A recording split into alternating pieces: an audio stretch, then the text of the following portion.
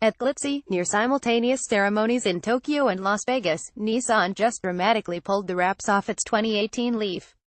The global unveil was live-streamed from Japan on a huge screen, before Nissan showed off red, white, and blue models, in the flesh, on stage in Las Vegas. Since its 2011 introduction, the Leaf has reigned as the world's best-selling fully electric car, but new rivals like the Chevrolet Bolt EV and Tesla Model 3 threaten to swipe its throne. Nissan hopes this revamped model, with a mainstream makeover, some semi-autonomous capability, 150 miles of range, and a starting price under $30,000 before the $7,500 federal tax credit will put it back on top. Nissan fully electric vehicles may account for less than 1% of new car sales in the U.S., but competition for this steadily growing market is getting increasingly fierce, with each new vehicle launch stepping up the benchmark for range, price, tech, or all three. Chevrolet delivers a remarkable 238 miles of range with the $37,500 Bolt EV. Tesla has taken enough pre-orders for the similarly priced Model 3 to cover an entire year of production.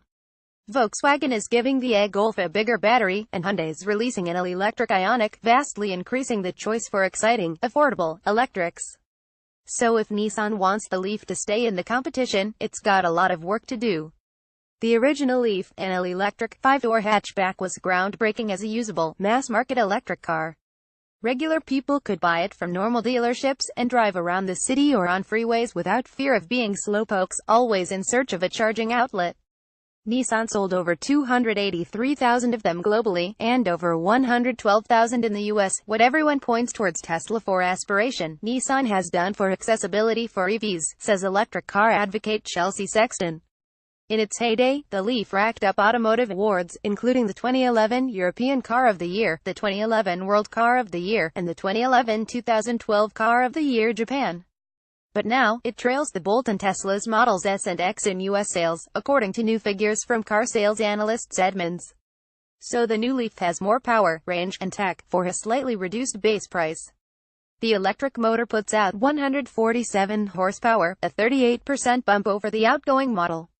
Torque is up 26% to 236 pound-feet. Nissan says its improved 40 kWh lithium-ion battery pack is more energy-dense and stores more power in the same footprint. The automaker hasn't revealed 060 mph figures yet, but, like all electric cars, the Leaf should feel zippy off the line. Wired will be driving the new car on Wednesday, so stay tuned for a review. Nissan. Perhaps most importantly, the 2018 Leaf looks good. The droopy, goofy curves have been replaced by a more angular look that fits well with the rest of Nissan's model range. The V-shaped grille is closed off with a blue 3D mesh pattern. Electric cars don't need radiators there because they don't have engines to cool. The roof appears to float on blacked-out pillars. The Leaf was the original polarizing aesthetic design of its generation, says Sexton, who consulted with Nissan on future products. For some buyers, driving a car that screamed "I'm an EV" was a plus, a way to let the neighbors know they were part of the future. But as EVs catch on, the trend has shifted away from the ostentatious. Nissan calls this new design language cool tech attitude. Inside, blue stitching reminds forgetful passengers this is, in fact, an electric car. There's a big touchscreen, of course, and all touchable surfaces are wrapped in high-end feeling finishes. Apple CarPlay and Android Auto are included. It's all good stuff, but there's nothing here that matches the promises and accompanying headlines of the Bolt and Model 3. The Leaf's range is lower than the competition's. Its tech is good but not Tesla quality. It is, however, a good deal cheaper, and Nissan has a track record of building and delivering EVs at a mass scale. It's also planning a longer-range version of the car for 2019. The question for the Japanese automaker is whether U.S. consumers will be satisfied with less, if it means they pay less. The market is pretty small, and still growing, so there's space to see different strategies to play out, says Stephanie Brinley, automotive market analyst at IHS Markit.